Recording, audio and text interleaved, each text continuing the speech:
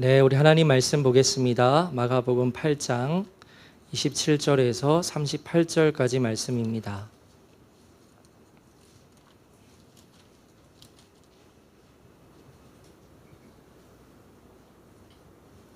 마가복음 8장 27절부터 38절까지 말씀을 우리 교독하겠습니다. 예수와 제자들이 빌립보 가이사랴 여러 마을로 나가실새 길에서 제자들에게 물어 이르시되 사람들이 나를 누구라고 하느냐?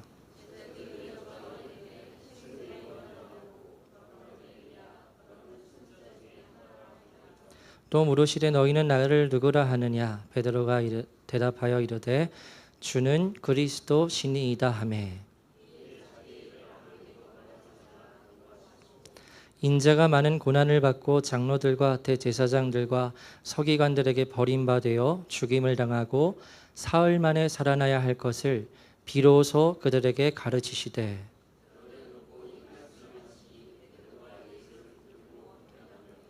예수께서 돌이키사 제자들을 보시며 베드로를 꾸짖어 이르시되 사탄아 내 뒤로 물러가라. 내가 하나님의 일을 생각하지 아니하고 도리어 사람의 일을 생각하는도다 하시고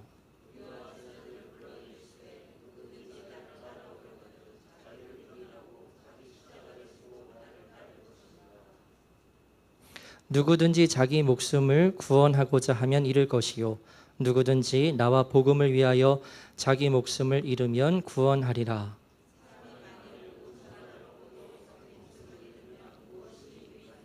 사람이 무엇을 주고 자기 목숨과 바꾸겠느냐?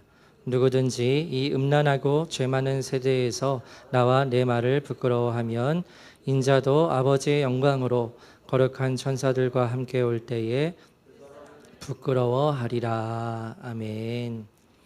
네, 오늘 마가복음 강의 23번째로 드디어 드러난 십자가라는 제목으로 말씀을 나누겠습니다. 설교를 준비하면서 이런 생각이 들었습니다.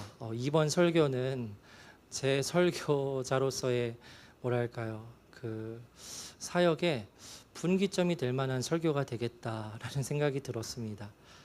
제가 이제 사역을 시작한 지 거의 20년째 되는데요. 근데 하나님께서 어떤 때마다 설교를 통해서 제 자신에게 분기점이 되는 그러한 메시지가 있었는데 오늘 본문의 말씀 그리고 오늘 설교를 준비하면서 그와 같은 설교가 될 수 있겠다는 생각을 했습니다. 여러분에게는 좋게 들리지 않으실 수도 있습니다만 오늘 말씀이 굉장히 중요하다고 생각을 하고요. 오늘 말씀을 함께 나누기를 원해요. 계속해서 마가복음 말씀을 함께 나누고 있습니다. 여러분 마가복음이 총 16장으로 되어 있는 것 아시죠? 그런데 오늘이 이제 마가복음 8장의 마지막 부분입니다. 그러니까 절반을 벌써 우리가 마가복음 말씀을 나누고 있는데요. 사실 제가 마가복음 강의를 시작하기 전에 로마서 강의 끝나고 마가복음이 아니라 다른 성경의 책을 염두에 두고 있었습니다. 로마서 강의가 끝나기 전부터 이 로마서 강의가 끝나면 그 성경을 강의로 다루어야지 하고 계속 생각을 하고 있었는데 그런데 기도원에 가서 기도하다가 하나님께서 주시는 마음이 제 생각일 수도 있고 또 하나님께서 주시는 마음일 수도 있는데요. 복음서 말씀을 나누는 것이 먼저다라는 그러한 생각이 들어서 이렇게 마가복음 말씀을 차례대로 나누고 있습니다. 이번 주 새벽에 제가 기도하는데 이런 생각이 들었습니다. 지난 주일 설교 때 맹인이 눈을 뜨게 되는 가정 가운데 이 맹인의 눈이 한 번에 뜨지 않고 점점 차례대로 눈이 열리게 된 것처럼 하나님께서 구원받은 성도들의 눈을 점점 열어주신다는 것을 제가 말씀을 드렸어요. 그러면서 제 개인적인 이야기도 드렸습니다. 몇 년 전에 겪은 일로 인해서 어떤 면에서 제 눈이 더 밝게 떠지는 경험을 했다고 말씀을 드렸었어요. 그런데 이번 주 새벽에 기도하는데 그 맥락과 관련된 한 생각이 드는데 주목받는 자리에 있는 사람들이 있습니다. 예를 들어서 정치인, 연예인, 주목받는 사람들, 목회자들도 여기 포함이 되겠죠. 그와 같은 사람들은 어떻게 보면 그들의 본 모습이 아니라 허상에 가까운 모습을 보여줄 가능성이 크겠구나 하는 생각을 했어요. TV 매체나 언론 등을 통해서 볼 수 있는 이러한 부류의 사람들의 모습은 그들이 가진 본 모습이 아니라 꾸며진 모습에 더 가깝겠구나 하는 생각이 그냥 기도하는데 드는 겁니다. 왜 이와 같은 말씀을 드리느냐 하면, 여러분, 기독교의 핵심은 복음에 있지요. 그리고 복음은 곧 무엇입니까? 다시 질문 드릴게요. 복음은 곧 누구입니까? 예수 그리스도이시죠. 그래서 제가 다른 성경의 책을 본문으로 해서 강해를 하려다가 마가복음 강해를 하게 된 이유도 기독교의 중심인 예수 그리스도에 대해서 우리가 말씀에 기록되어 있는 그대로 이해를 할 필요가 있다고 생각을 했기 때문이었습니다. 여러분, 교회를 다니면서 교회를 다니는 많은 사람들이 이해하고 있는 예수님은요, 성경에 기록되어 있는 그대로의 예수님이 아니라 내가 만들어낸 예수님이나 아니면 다니던 교회에서 듣게 되는 간접적인 설교들을 통해서 알게 된 예수님에 가까울 가능성이 매우 큽니다.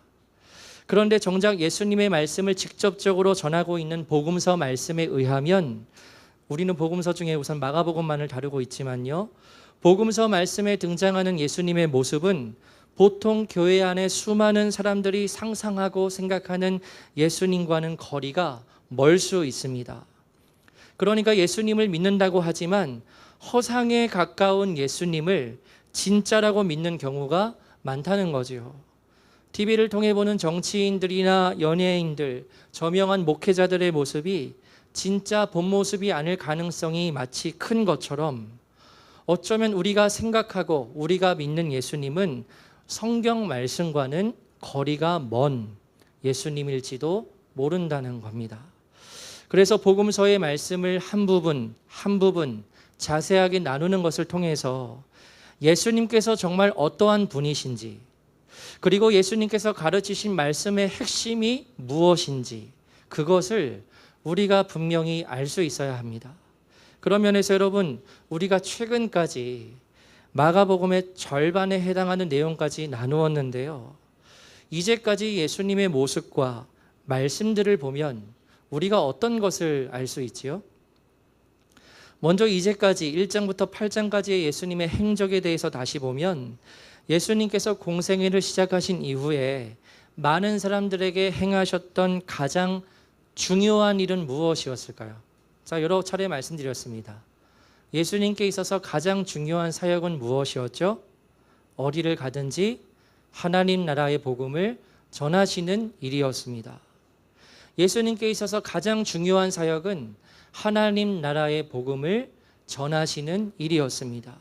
그리고 그와 더불어서입니다. 더불어서 병자를 고치시고 귀신을 쫓아내시며 수많은 사람들을 먹이시는 것과 같은 기적을 행하시지요. 예수님에게 있어서 가장 중요한 것은 하나님 나라 복음을 전하는 일이셨습니다. 그리고 이제까지 우리가 나눴던 마가복음에서 예수님께서 하신 말씀들을 보게 될 때 예수님의 입에서 주로 어떠한 말씀들이 나왔었죠? 이제 그것을 보자는 겁니다. 그래서 마가복음 1장에 예수님께서 공생애를 시작하시면서 이렇게 말씀하십니다. 하나님의 나라가 가까이 왔으니 어떻게 하라고 말씀하시죠? 회개하고 복음을 믿으라. 그렇게 말씀을 팍 하고 여세요.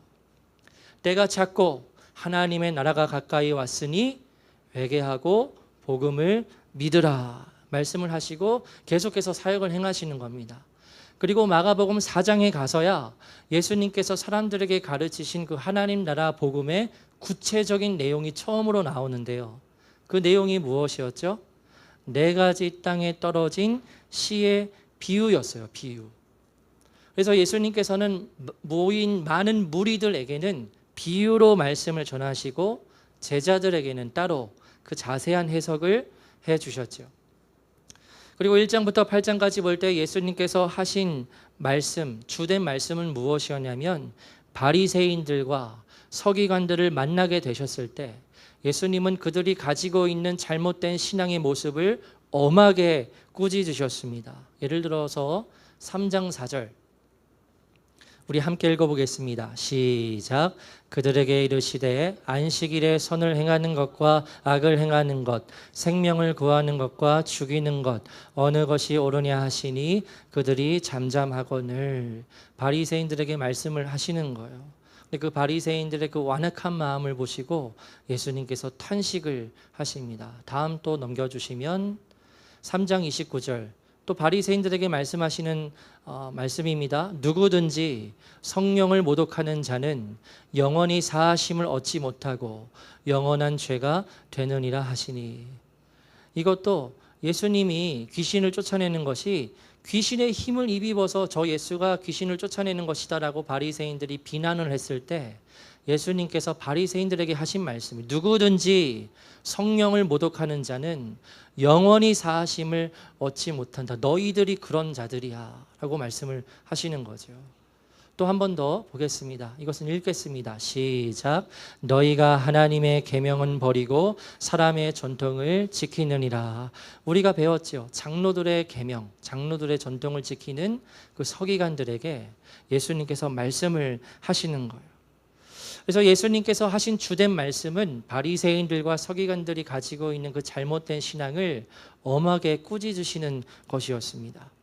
그리고 지난주 본문에서는 예수님께서 제자들을 가르치시는데 바리새인들의 누룩을 조심하고 헤롯의 누룩을 조심하라고 말씀을 하시죠. 그래서 이 복음서 말씀을 보면 예수님께서는 기회가 있을 때마다 제자들을 가르치시는 겁니다. 그래서 이제까지 살펴본 마가복음 말씀을 보면 예수님께서 하신 말씀이 여러분 1장부터 8장까지입니다. 예수님께서 하신 말씀이 너희들은 나를 믿으면 잘 될 것이고 복을 받을 것이고 평안할 것이고 이 세상에서 잘 나가고 성공할 것이다 라고 말씀하시는 내용이 단 하나도 없습니다. 단 한 구절도 없어요. 그런데 교회 안에서 예수님에 대해서 배우게 될 때 예수 믿으면 복 받고 잘 되고 성공하고 평안하고 질병이 치유되는 이와 같은 메시지를 주로 듣고 그런 메시지를 따라서 신앙생활을 하는 사람들이 너무나 많다는 거죠. 문제는 복음서의 말씀을 볼 때 예수님께서 정작 그렇게 말씀하신 적이 거의 없으시다는 겁니다. 이 괴리를 어떻게 이해해야 할까요? 알고 있는 메시지가 달라요. 알고 있는 예수님이 달라요. 그러면 우리는 어디에 있는 예수님을 신뢰하고 그 예수님을 믿어야 되지요? 당연히 성경 말씀에 기록된 그 예수님을 우리가 이해하고 믿을 수 있어야 하는 거죠. 그래서 여러분 마가복음의 말씀을 이 시간에 계속 나눌 때 이 마가복음의 말씀을 우리가 마치 처음 읽는 것처럼 생각을 하시고 예수님을 처음 알아간다고 생각을 하시면 더 좋겠습니다. 우리가 믿는 예수님이 허상이라면 안 되지요. 우리가 예수님을 믿어도 진짜 성경에 기록된 그 예수님을 믿어야지 간접적으로 들은 목회자의 설교들 가지고 예수님을 이해하면 안 된다는 겁니다. 그러한 면에서 오늘 본문의 말씀은 우리 모두에게 굉장히 중요한 말씀이 되리라 생각해요. 왜냐하면 마가복음에서 처음으로 십자가라는 단어가 등장하는 본문이기 때문입니다. 오늘 본문 27절 말씀을 보면 예수님께서 제자들과 함께 빌립보 가이사랴 지역 여러 마을로 다니셨다 하고 말씀하고 있는데요. 빌립보 가이사랴는 그 지역을 다스리고 있는 헤롯 빌립이라는 자가 당시 로마 황제를 위해서 바친 도시였습니다. 그래서 이 헤롯 빌립이 로마 황제에게 잘 보이기 위해서 웅장한 도시를 건축하고요. 그 도시에 로마 황제를 뜻하는 카이사르라는 말 들어보셨죠? 이 카이사르가 바로 가이사랴라는 말과 동의어예요. 그래서 웅장한 도시를 건축하고 로마 황제를 기리는 가이사랴라는 말을 덧붙이고요. 또한 자신의 이름 빌립도 덧붙임으로 빌립보 가이사랴라고 이름을 그 도시에 지었고 그 건축된 도시는 매우 크고 화려했습니다. 그래서 그 크고 화려한 도시 빌립보 가이사랴 한가운데에서 예수님께서 제자들에게 한 가지 질문을 하십니다. 사람들이 나를 누구라고 하느냐. 여기서 예수님께서 지칭하는 사람들은 누구이지요? 제자들이 아니라 예수님을 알고 있는 많은 사람들을 말하는 거예요. 그 사람들이 나를 누구라고 말하느냐. 그 질문에 제자들은 각자 자신들이 들은 이야기를 예수님께 전합니다. 사람들이요, 예수님을 향해서 세례 요한이라고도 말하고요, 더러는요 엘리야라고도 말하고요, 더러는 선지자 중에 한 명이라고 그렇게 말하더라고요 하고 예수님에게 말해요. 여러분, 지금 제자들이 방금 언급한 사람들이 있지요. 세례 요한, 엘리야, 선지자 중에 한 명. 이 사람들이 가지는 공통점이 있어요. 어떤 공통점일까요?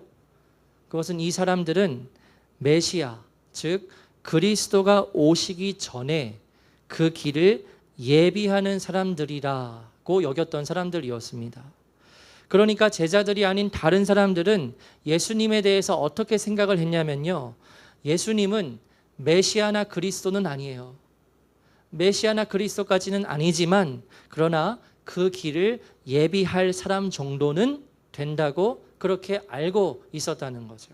그래서 많은 사람들이 예수님께 대해서 그렇게 알고 있었다는 겁니다. 그리스도는 아니지만 그러나 이 사람은 훌륭한 사람으로서 그리스도가 오실 길을 예비하는 사람 중에 한 명이다. 그래서 그 말을 전해 들으시고 예수님께서 다시 한번 질문을 하시죠. 그러면 너희는, 제자들입니다, 너희는 나를 누구라 하느냐. 그때 베드로가 대답을 합니다. 주는 그리스도시니이다. 같은 내용을 말하는 마태복음의 구절을 보면 더 정확하게 기록되어 있지요. 16장 16절 읽겠습니다. 시작. 시몬 베드로가 대답하여 이르되 주는 그리스도시요 살아계신 하나님의 아들이시니이다 하고 대답을 합니다. 오늘 본문을 보면 주는 그리스도십니다 라고 단순하게 고백하고 있지만 원어의 표현을 보면 이러한 의미예요. 다른 누구도 아닌 바로 예수님 당신이 그리스도이십니다 라는 분명한 고백을 베드로가 예수님께 하고 있는 겁니다. 그러자 그 베드로의 고백을 들으시고 예수님께서 30절 말씀을 보면 말씀을 하십니다. 자기의 일을 아무에게도 말하지 말라는 겁니다. 이것은 베드로, 너가 말한 대로 내가 그리스도가 맞다. 나는 그리스도다. 그러나 이것을 아무에게도 알리지 말라고 말씀을 하시는 거예요. 그런 다음에 예수님께서는 드디어 자신이 그리스도로서 이 땅에 오신 이유, 목적에 대해서 처음으로 공개를 하십니다. 제자들에게. 내가 메시아이자 내가 그리스도가 맞다는 겁니다. 그런데 그런 내가 이제 완수해야 할 진짜 사명에 대해서 제자들에게 처음으로 말씀을 이제 하시는 거예요. 우리 31절 말씀을 읽겠습니다. 시작. 인자가 많은 고난을 받고 장로들과 대제사장들과 서기관들에게 버림받아 죽임을 당하고 사흘 만에 살아나야 할 것을 비로소 그들에게 가르치시되. 아멘.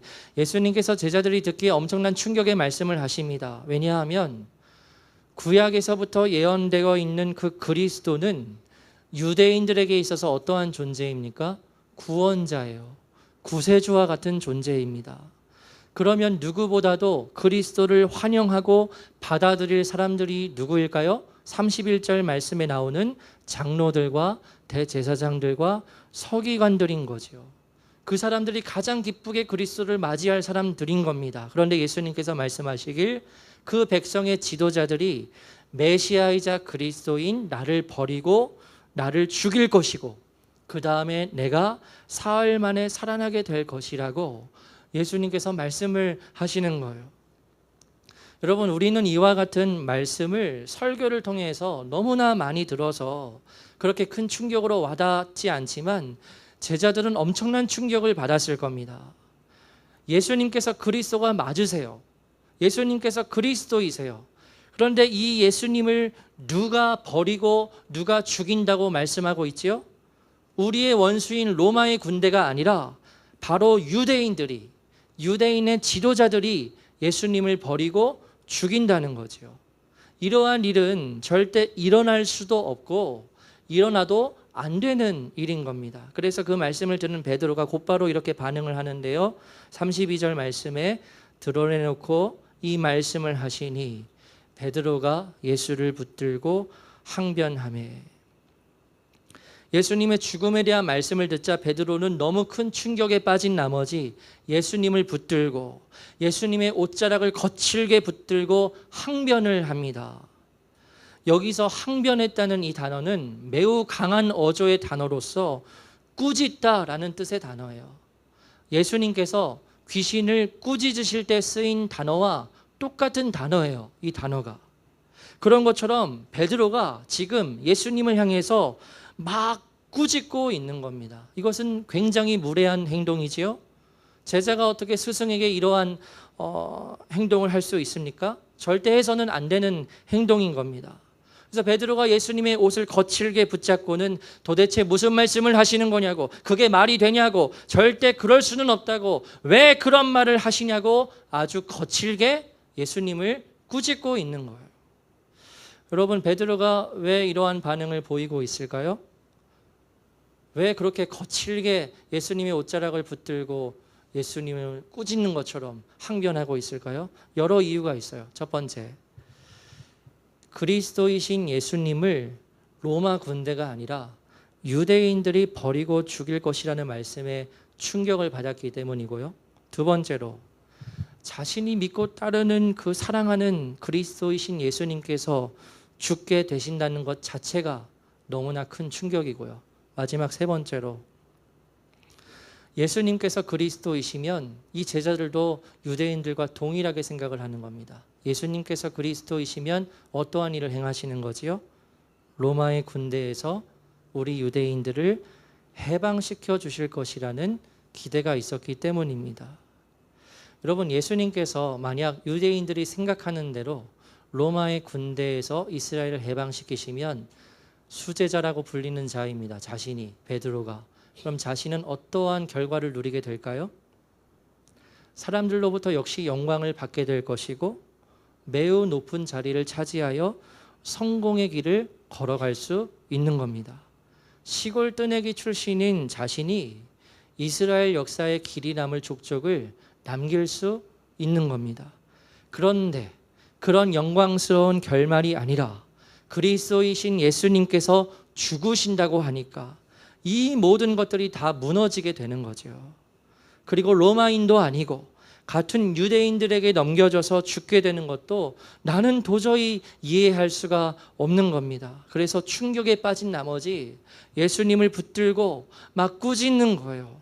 그런 일은 절대 일어날 수 없다는 겁니다. 그런 베드로를 향해서 예수님께서는 역시 단호하게 말씀을 하십니다. 33절입니다. 읽겠습니다. 시작. 예수께서 돌이키사 제자들을 보시며 베드로를 꾸짖어 이르시되 사탄아 내 뒤로 물러가라. 내가 하나님의 일을 생각하지 아니하고 도리어 사람의 일을 생각하는도다 하시고. 아멘. 그럼 말씀을 자세히 보시면 예수께서 돌이키사 먼저 누구를 보십니까? 제자들을 보세요. 돌이키사 먼저 제자들을 보시고 그런 다음에 베드로를 꾸짖으십니다. 왜 제자들을 먼저 보셨을까요? 제자들도 베드로와 똑같은 생각을 하고 있는 거죠. 그래서 제자들을 둘러보시고 그 다음에 베드로를 꾸짖으시는데 충격적인 말씀을 하십니다. 사탄아 내 뒤로 물러가라. 너가 하나님의 일을 생각하지 않고 도리어 사람의 일을 생각한다는 거죠. 여러분, 여기서 말하는 하나님의 일은 무엇입니까? 우리가 잘 알고 있는 복음의 내용이지요. 예수님께서 결국 죽게 되심으로 죄의 권세를 깨뜨리시고 모든 사람들을 죄의 속박에서 구원해내는 일입니다. 그것이 하나님의 일이에요.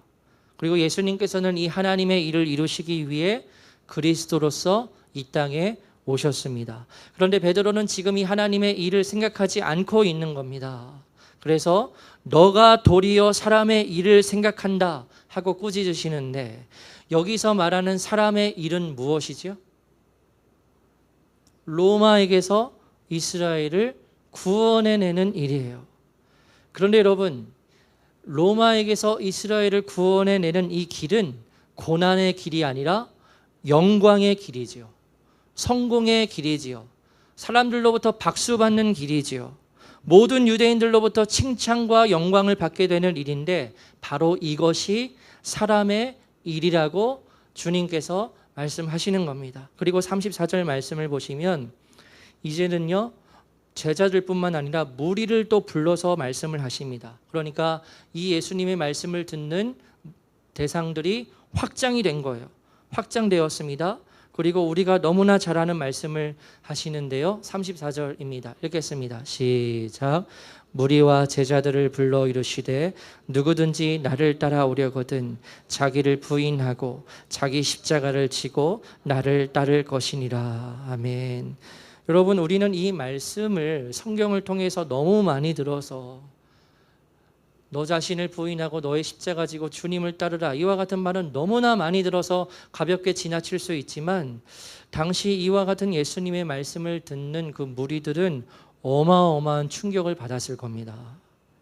왜냐하면 마가복음 말씀에서 처음으로 십자가가 등장하는 순간이기 때문입니다. 여러분, 당시 유대인들에게, 우리 아니고요, 우리 말고요, 그 당시 유대인들에게 십자가는 무엇이었을까요?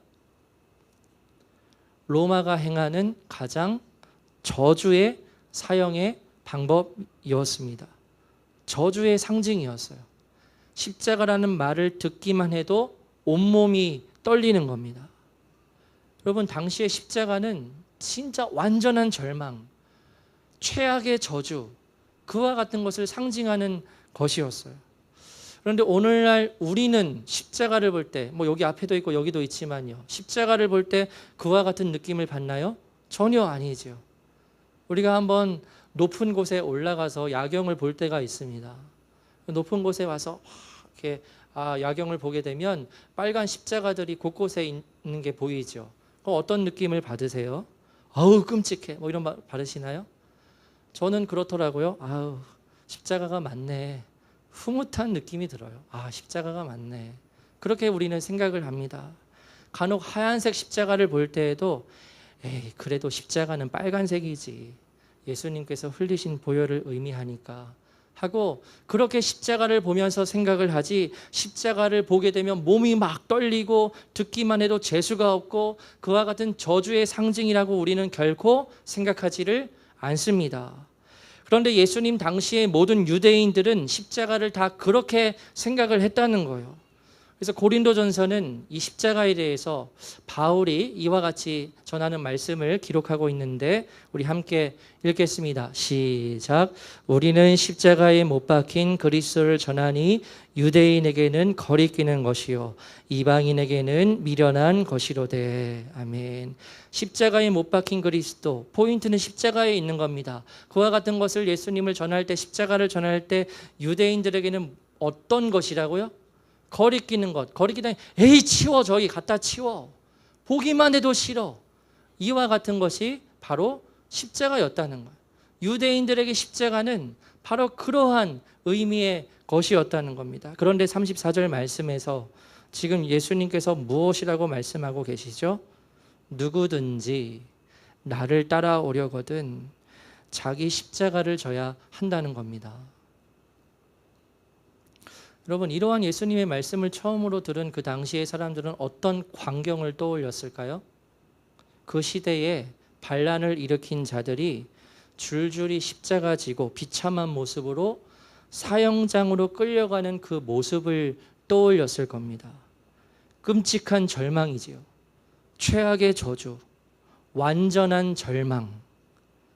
이것이 바로 당시 제자들을 비롯한 유대인들이 생각하는 십자가의 의미였습니다. 그런데 예수님께서 말씀하시는 걸, 누구든지 나를 따라오려거든 자기를 부인하고 자기 십자가를 지고 나를 따라야 한다는 겁니다.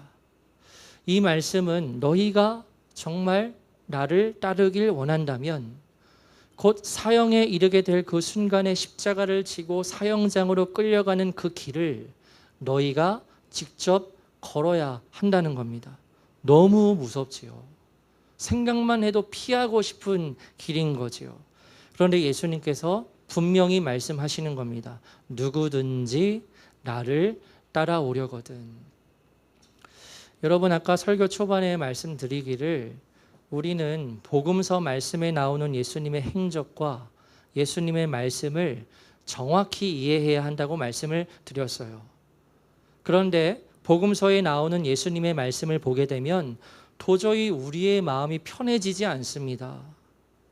우리가 받아들이기 힘든 말씀이고 부담스러운 말씀이면서 늘 우리를 돌아보아야 하는 경고의 말씀이 대부분이거든요.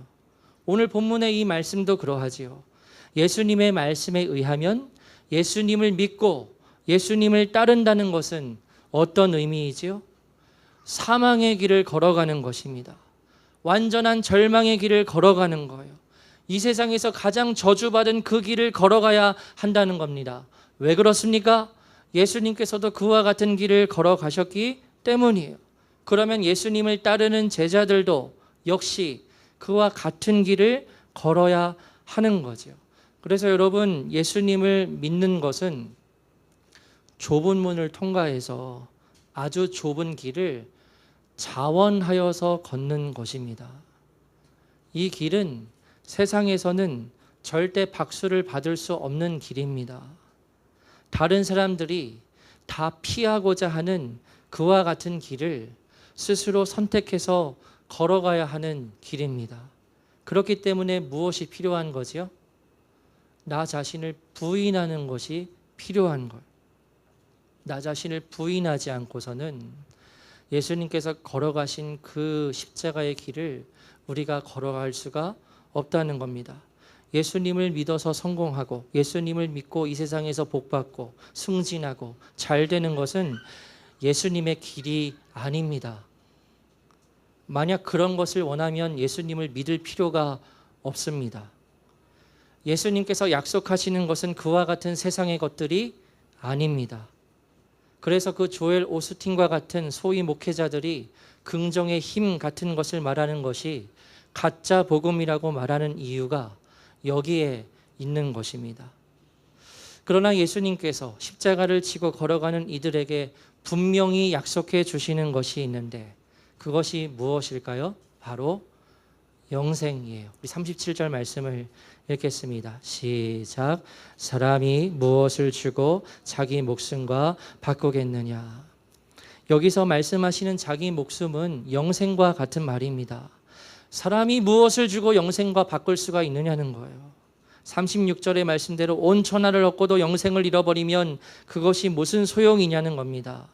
그래서 이 땅에서 자기의 목숨을 위해서 살아간다면 멸망에 빠질 것이고 이 땅에서 예수님과 복음을 위해서 십자가를 지고 고난의 길을 걸어간다면 영생을 얻게 될 것이라 하고 주님께서 말씀을 하시죠.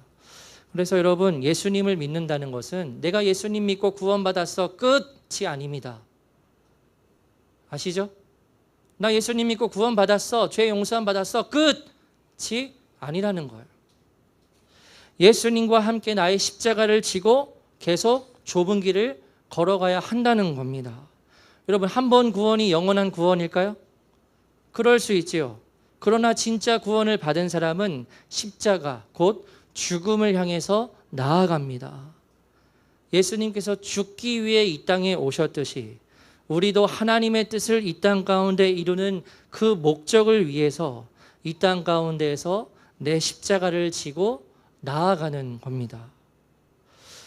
말씀을 이제 정리해 보려 하는데요. 여러분, 오늘 본문에 나오는 예수님의 말씀을 그대로 오늘날 교회에 적용해 본다고 할 때 많은 사람들이 어떤 느낌을 받을까요? 많은 사람들의 마음을 훔치고 많은 사람들의 마음을 매혹할 만한 그러한 메시지가 될까요? 절대 아니죠. 오히려 듣고 도망갈 메시지이죠. 그래서 예수님께서는 누가복음, 같은 복음서입니다. 누가복음서에서 무엇이라고 말씀을 하신 적이 있으시냐면 많은 사람들이 구원의 좁은 문에 들어가고자 원할 것이다. 그러나 그 문에 들어가지 못할 자가 많을 것이다 말씀을 하세요. 들어가기를 원해요.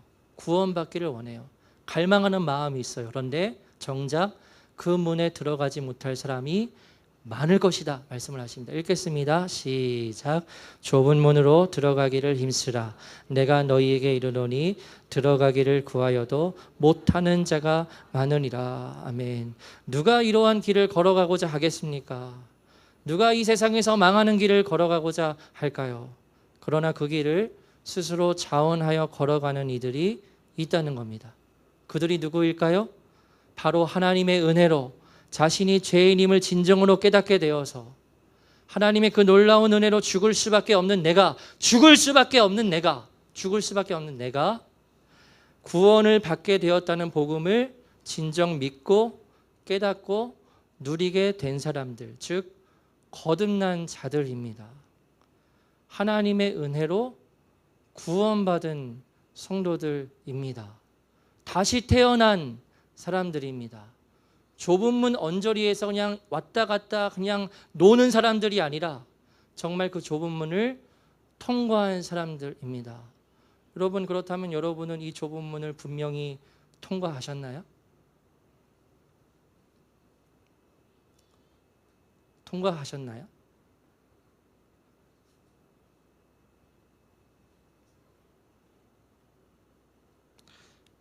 그렇기 때문에 제가 너무 부족하죠, 제가. 그러나 이 교회에서 제가 해야 하고 제가 이것만큼은 반드시 책임지고 해야 할 일은 여기 계신 모든 분들이 진짜 좁은 문을 통과하게 되는 것입니다. 그게 아니면 제가 여기 있을 이유가 뭐가 있습니까? 감사하게 교회에서 사례를 받고 생활을 영위하고 있고 그런 것 중요할 수도 있지요. 그런데 저한테는 그렇게 별로 중요하지 않아요. 제가 여기에서 목사로서, 목회자로서 있는 것은 여기 계신 모든 분들이 반드시 좁은 문을 통과하셔야 되는 부분이기 때문이라고 생각을 해요. 그런데 이 부분에 대해서 진지하게 생각하지 않으시는 모습을 보게 될 때 제가 슬픕니다. 수많은 그 교회에 있는 가짜 종교인들 같이 당연히 나는 구원받았지라고 생각을 하면서 그와 같이 신앙생활이 아닌 종교생활을 하시는 모습을 보게 될 때 제 마음이 무너집니다. 언제 깨닫게 되실까? 언제 진짜 회개하게 되실까? 그래서 저는 이제 기도할 뿐이죠. 이렇게 말씀을 전하고 기도할 뿐입니다. 제가 원하는 것은 단 그거 하나예요. 저와 함께 여기에서 함께 신앙생활을 하는 분들이 진짜 좁은 문을 통과하게 되는 것입니다. 여러분, 예수님처럼 나 자신을 부인하면서 내 십자가를 지고 세상에서 주목받지 못하는 오히려 망하는 길로 걸어가는 것처럼 보이는 그 성도들이 있지요. 그런데 그 성도들의 영혼은 어떨까요? 주 안에서 안전합니다. 왜냐하면 영원한 생명이 그들에게 있기 때문입니다. 그리고 그 성도들을 하나님께서 반드시 지키시고 보호하실 것입니다. 그래서 여러분, 세상에서 성공의 길을 걸어가지 못한다 하더라도 절망할 필요가 없습니다. 여러 어려움을 당한다고 해도 좌절할 필요가 없습니다. 우리는 예수님처럼 내 십자가 지고 계속 저 푯대를 향하여서 예수님처럼 나아갈 뿐이에요. 이 좁은 길을 걸어가게 될 때 너무나 감사한 것은, 정말 감사한 것은 너무 힘들죠. 좁은 길을 걸어가는 게. 그런데 순간마다 하나님께서 우리에게 참된 기쁨을 부어주십니다. 그래서 계속 걸어갈 수 있도록 힘을 주세요. 무엇보다 십자가의 길을 걸어갈 때 내 영혼은 주 안에서 가장 안전합니다. 가장 평안한 겁니다. 세상에서는 힘들고 괴롭지만 우리의 영혼은 주님의 손에 붙들려 있으면 그것으로 된 거지요. 기억하십시오. 우리의 영혼은 예수 그리스도 안에 있을 때 안전합니다. 그래서 예수님처럼 끝까지 십자가 지고 좁은 길을 완주하는 우리 모두가 되기를 주님의 이름으로 축복합니다. 좁은 길 언저리에서 왔다 갔다 하지 마시고 반드시 좁은 문을 통과하여서 표대를 향하여 계속 함께 걸어가는 그 길 도중에 다시 오시는 주님을 맞이하여 기쁨으로 하나님 나라에 들어가는 우리 모두가 되기를 원합니다. 여러분, 반드시 구원을 점검하셔야 합니다. 여러분을 위해서 계속 기도하고요. 여기 계신 분들도 서로 기도하는 줄로 알고 있습니다. 꼭 회개와 믿음, 물과 성령으로 거듭나는 은혜를 경험하시게 되기를 축복합니다. 우리 함께 찬양하고 기도하겠습니다.